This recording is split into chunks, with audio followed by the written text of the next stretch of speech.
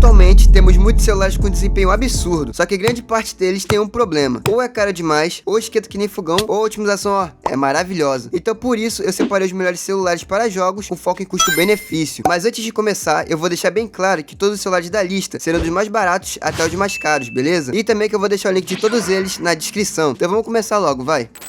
O mais barato que a gente tem, que vai rodar os games muito bem, é o Galaxy A36 5G. Ele foi lançado em março desse ano, e o grande diferencial dele pro A35 é o processador, porque dessa vez, a Samsung trocou o Exynos do A35 pelo Snapdragon 6 Gen 3, que é conhecido por ser extremamente otimizado e potente, marcando até mesmo 550 mil pontos no AnTuTu, deixando o A36 acima de muitos modelos na mesma faixa de preço dele. Mas eu só recomendo a versão de 256 GB de armazenamento com 8 de RAM, até porque a diferença de preço entre essa versão e a de 6 GB de RAM com 128 é bem pouca, sendo de mais ou menos R$100 a mais. Já a tela é uma Super AMOLED Full HD Plus de 120 Hz, deixando mais nítido, resistente e fluido. A tela é grande com um pico de brilho de 1900 nits, mas o que interessa mesmo é o desempenho dele nos jogos. Por exemplo, no COD Mobile, ele pega em média 83 FPS, com gráficos médios. No LoL, passa dos 120 FPS tranquilo. Já o Genshin Impact é mais ou menos. Ele entrega uma média de 36 FPS, que para um jogo de mundo aberto e pesado, é um resultado bem legal. E atualmente, você encontra ele na faixa dos R$1.500 a R$1.600, sendo um dos melhores celulares para jogos nessa faixa de preço. Agora chegamos nele, o Poco X7 Pro. Mano, não tem discussão, esse celular é uma máquina. Ele é um dos celulares gamers mais baratos que eu já vi, e ainda vai rodar todos os jogos no Ultra de boa, já que ele tem um Dimensity 8400 como processador. E só pra você ter uma noção da potência dele, só olha esse tutu, precisa dizer mais nada, né? E ele também conta com 12 de RAM, uma tela AMOLED e 120 Hz. Já nos jogos, ele amassa. No COD Mobile, ele roda em média 65 FPS, que é bem legal, mas já no Warzone, as coisas começam a ficar um pouquinho feias. Por algum motivo, o Poco X7 Pro vira um J3 pra rodar o jogo, ficando na média de 40 FPS.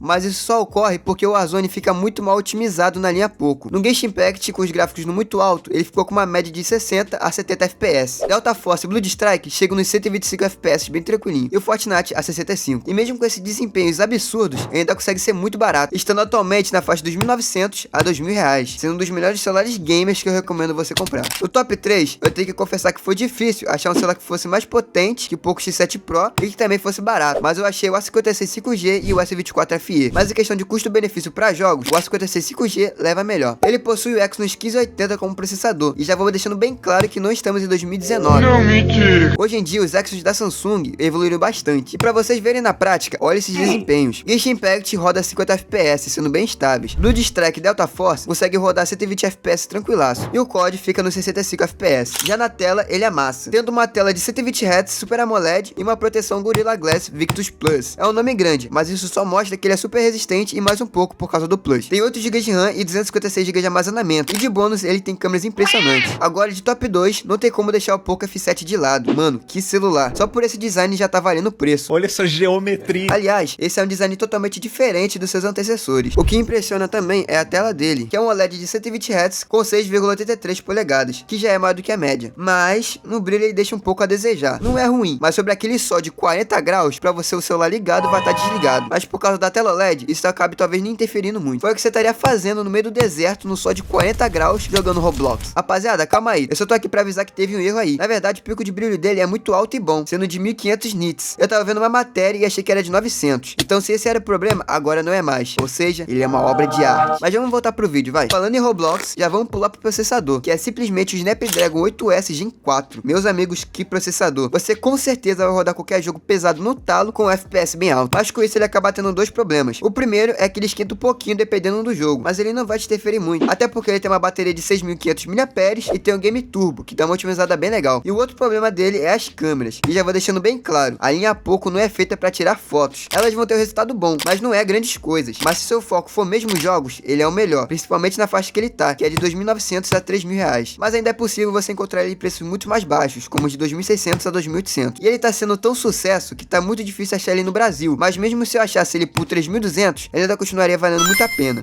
Chegamos no homem. Em primeiríssimo lugar, o Red Magic Dash Air domina. Se você acha uma opinião diferente, deixa nos comentários aí, cara, que eu quero saber se existe um celular melhor do que ele em questão de custo-benefício. Eu comparei esse Red Magic Dash Air com a versão Pro dele, só que pra falar a real, o Air vale muito mais a pena. Eu sei que ele tem especificações bem inferiores, mas o preço não justifica. Fora que mesmo sendo inferior, ele é cabuloso. Tem o Snapdragon 8 Gen 3 como processador e 12 de RAM. Com esse conjunto aí, tu roda o que quiser no talo, FPS infinito. Até porque porque ele é feito especialmente para gamers. Uma coisa bem interessante que ele tem é o sistema de refrigeração, fazendo com que ele não esquente igual os outros celulares. Não é igual a versão Pro dele, que já tem cooler embutido, mas já dá conta do recado. E o melhor, ele tem gatilhos que você pode programar para fazer uma ação, e eles são totalmente configuráveis. Ah, mas isso não pode ser considerado como hack?